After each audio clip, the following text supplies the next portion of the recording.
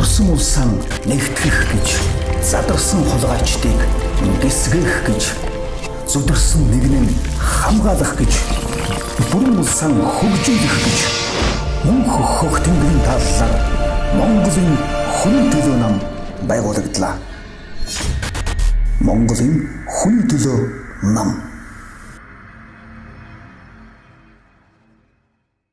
За та бүхэндээ нөрөө мэндийг хүргэе. Монголын хүний төлөө намын дэд дарга Отхон баяр байна.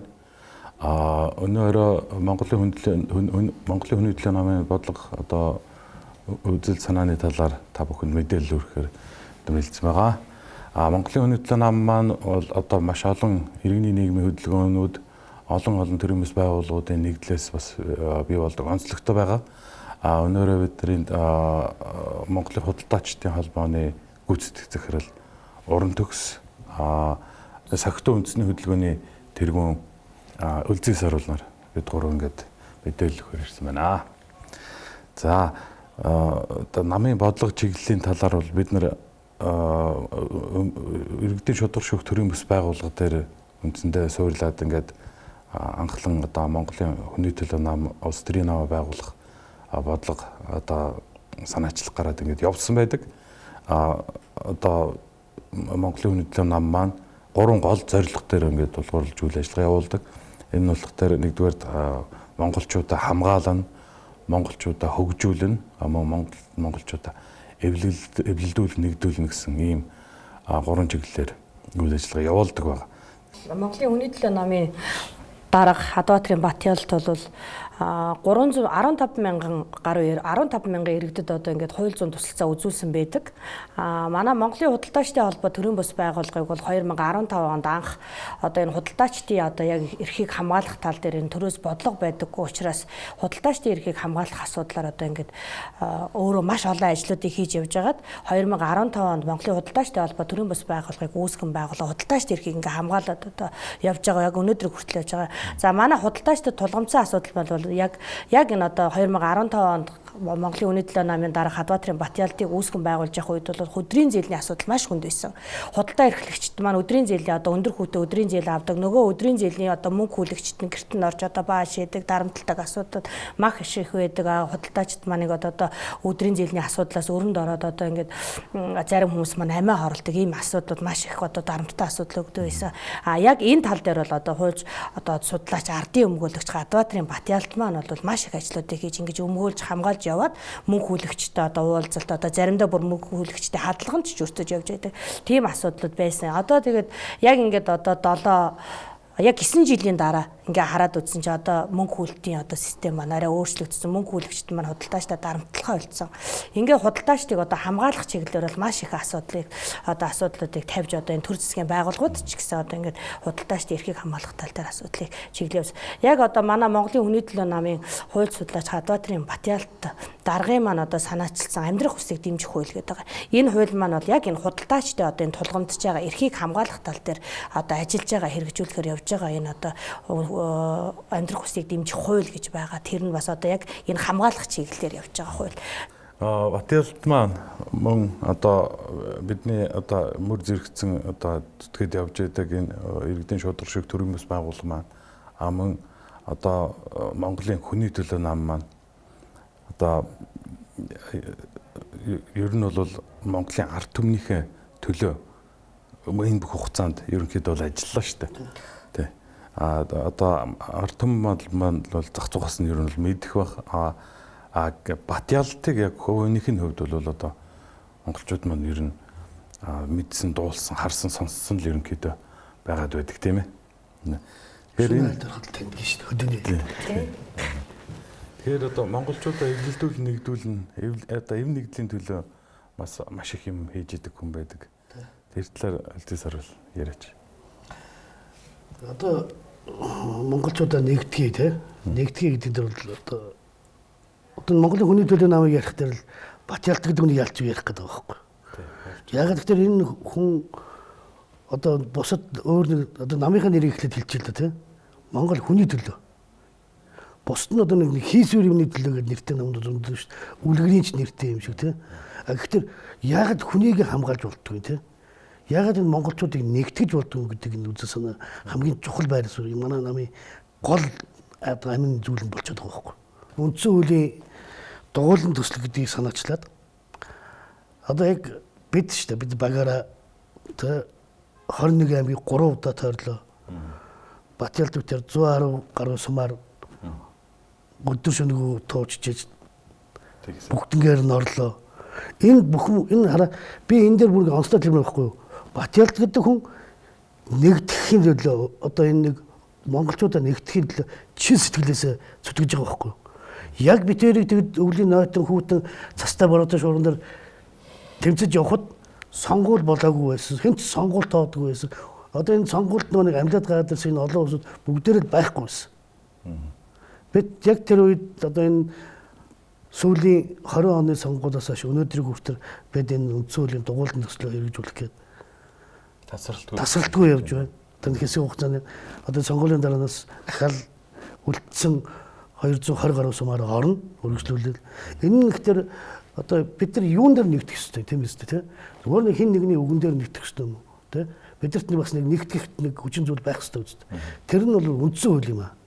Энэ тусгаар Монгол улсын чинь хамгийн гол бичиг баримт нь үндсэн хууль. Тэн дээр Монгол улс иргэн хичнээн эрхтэй байдгийг тий.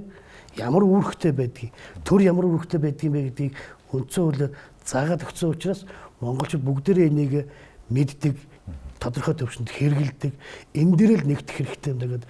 Энэ үндсэн хуулийн дугуулын төслийг хэрэгжүүлээ явж байна. Бид ариун талбай гэдэг тэр төслийг хэрэгжүүлээ явж бид нар цугл явж байсан. Тэгэд тэр энэ ариун талбай гэдэг энэ үгний чинь утга нь уг нь бол төр засаг дэмжээд олон нийт дэмжээд ингээд цааш нь явуулах нь маш чухал зүйл байхгүй юу? Ерхэн малгай бүсээ доош нь тавьдгуутай адил төрийнхөө талбай төр маань ариун байх хэрэгтэй байхгүй юу? Тэ ингээд энэ хүний нөө бодож байгаа сэтгэж байгаа бүгд нь цаана яг зөвхөн нэг юм улс төрийн ч юм уу би одоо чинь өөрийгөө нэг ингэж тодруулах гэсэн биш бүхэл утгаараа энэ Монгол түмний төлөө гэсэн тэг гүг үнзгийн сэтгэл агуулад байдаг байхгүй. Яалчгүй тэгээ энэ хүнээс гаргасан санааг дэмжиж араас нь гээд дэм болоод явахгаас өөр аргагүй тийм одоо ингээд яг тэгвэл нийгмийн захиалж байгаа юм тийм одоо талцлын туйлд хүрчээд байна шүү дээ Монгол бол одоо бүр талцлын туйлд одоо бид талцаж хуваагдаж инкийнхээ оронд бол үнэхээр энэ их орондоо үнэн сэтгэлээсээ хайртай болвол үнэхээр энэ төр маань ариун байх ёстой болвол бидэртээ ирээд нэгдэлтэй бидэрт хөрөнгөчний хийвэн ч хэрэггүй шүү дээ тийм үст сэтгэл хэрэгтэй сайхан төрд сайхан амьдрал сайхан оронтой их оронтой байх ёстой үстэй. Энэний төлөө бол үнэхээр чин сэтгэлээс өөрийнхөө амьдралын бас тодорхой хэмжээний 20 жил гэдэг чинь бас хугацаа шүү дээ. Тийм үстэй. 20 жилийг энэ зөвхөн энэний төлөө зориулаад явж байгаа гэдэг бол энэ хувь хүний хувьд бол бас их том чадвар гэж боддог. Угаасаа л энэ төр төвшөлцөх тэр хүмүүсийн нэг байж ажил энэ ачааллыг дагаад өдөөдөө 20 жил ингээд тасралтгүй яваад тэмцээд ирсэн байна шүү. Тийм. Дээрээс нь одоо яг энэ Монголын худалдаачтай холбоо төрийн бос байгууллага маань бас одоо Хадбаатарын Батял даргынхаа одоо санаачлагаар үүсгэн байгуулагдаад бид нараас одоо ээжүүд одоо амьдрах одоо тий ээжүүд баярлах шалтгаан байхгүй 1 2 3-ыг бас зохион байгуулж исэн. Энэ маань яагаад ингэ зохион байгуулад байгаа юм бэ гэхээр бид нар бол одоо урд нь бол зүгээр л ингэ гадаа гудамж 8-ыг явж байхдаа эрхээ мэддэг байсан. Үүргээ мэддэг байсан тий. Монгол улсын үндсэн хуулийн дээр Монгол улсын иргэн ийм эрхтэй шүү гэдэг юм байдаггүй. Бид нар зүгээр л нэг хууль мэддэг одоо хувц өмсдгүү хүн шиг л явдаг байлаа штэ. Тэгээд яг одоо энэ Монголын хүний төлөө намын дарга Хадбаатарын Батялтаа таарад Монголын худалдаач эрхлэгчдийн эрхийг хамгаалаад яваад одоо манай худалдаа эрхлэгчд маань одоо манай яг Монголын худалдаачтай холбоонд байгаа худалдаа эрхлэгчд маань бүгд Монгол улсын үндсэн хуулиа мэддэг. Монгол хүн ямар эрхтэй, ямар үүрэгтэй, төр ямар эрхтэй, төр ямар үүрэгтэй гэдэг бүх одоо эрхүүдээ мэддэг те. Бид нар одоо нэг захын нэг төрийн албаа агчтай ороод урд нь бол айдаг байсан бол одоо айхгүй. Та ийм эрх үүрэгтэй. Би ийм эрхтэй. Би ийм үүрэгтэй те. Бидний эрхийг үүргийг одоо өөрсдөө заагаад явдаг. Тэгээд ямар нэгэн төрийн албаа агчтай ороод бид нар өөрсдөө шаардлагыг тавьдаг. Тэр төрийн албаа агч хууль бус үйл ажиллагаа явуулж ивэл тэр дээр нь таслан зогсоод ингээд хүнээ хөгжүүлэх тал дээр маш их ажил хийдэг. Бид нар бол тодорхой хэмжээндээ хөгжсөн улсууд байгаа байхгүй. Тэгэхээр энэ Монголын хүний төлөө нам маань бол хүнээ хөгжүүлж, гишүүдээ хөгжүүлдэг нам. Эх орончоор эвлэлд нэгдэх одоо уриалга бол байнга гаргаад явж байдаг. Үүндээ Монголд эв нэгдэл хамгийн чухал. Энэ маань түүхэн дээрч байдаг. Монголчууд хизээ эвтэй нэгдэ хатгсан гар шиг байж чадсан үедээ хүчтэй, чадaltaй байсан. Энэ нь бол Монголын ард түмэн монголчууд өөрсдөө ер нь бол хэрсүү, ухаантай, мөн чадaltaй мундаг ард түмэн шүү дээ. Хорч ард түмэн шүү дээ. Тэгэхээр хизээ нэг эвлэлд нэгдэх цаг ирэх тэр цагт бол Монгол одоо агуу хүчрхэг одоо гүрэн болж төгжих ийм одоо зүй тогтол бол ойлгомжтой шүү дээ. Тэгэхээр энэ би сая ингээд одоо ингээд энэ хүмүүсийг ингээд одоо өнөөдөр би нэг юм харж байгаа бодлоо л доо. Тэгээ яг энэний уралд энэ Батялт гэдэг хүн яагаад байгуулахтаа анх ингээд төрийн бас байгуулахтаа иргэдийн шудраг шүүх гэж байгуулсан. Энийг бодох хэрэгтэй байхгүй юу? Одоо энэ аль нэг тийм дээр үеийн үг мүг хэрэглээ ч юм уу те энэ тэрэг гээгүй. Иргэдийн шудраг шүүх гэж төрийн бас байгуулгыг те 2007 онд байгуулахад тэр үед л иргэдэд те энэ одоо иргэд шудраг шүүх хэрэгтэй байсан байна. Тэгээ энэ нэрийг өгсөн. 2017 онд тэгээд нэг нийгмийнхээ одоо бидний дараагийн шаардлагаар намтай байх хэрэгтэй болж шүү дээ тийм. Иргэдийн шудраг төрийн бас байгууллагын бодлого хэрэгтэй, бодлогот оролцох хэрэгтэй тийм. Тэгээд нам байгуулад яагаад Монголын хүний төлөө гэсэн тийм. Зүгээр л хүн ингээд бодсон ч гэсэн аль нэг одоо нэрвчиг одоо бас энэ сонгуулийн учраас хэн нэгний нэрийг дурдж болохгүй шүү дээ тийм. Гэхдээ зүгээр ингээд бодох хэрэгтэй байхгүй. Бэлэгдэл хэрэгтэй. Хүн гэдэг чинь өөрөө юу юм? Одоо энэ газар дор байгаа хөрсөнд байгаа баялаг гэдэг байгаа болохоос энэ улсын чинь үндсэн хүн бидтэй баялаг нь хүн шүү дээ. Иргэн баян бол улс баян гэж тийм. Хүн Монгол хүн л аз жаргалтай байх юм бол энэ улс баян байна үстэй. Тэ? Зүгээр эсрэг төлд байгаа улс ч гэсэн баян байна шүү дээ. Баялаггүй мөртрөө иргэн баян байгаа болох тэ. Тийм биз дээ. Тэгэхээр Монголын хүний төлөө хүн гэдэг маань бид угаасаа бид энэ улсыг бүрдүүлж байгаа. Тэгээ өнөөдөр бодсон юм одоо хэлэх гэж байна. Өнөөдөр ингээд түрүүд нь улсын их хурлын гишүүн байсан одоо болох гээд ингээд зүтгэж байгаа хүмүүсийн ингээд амлалт буюу урд нь хийсэн ажлуудаа ярьж байна л да.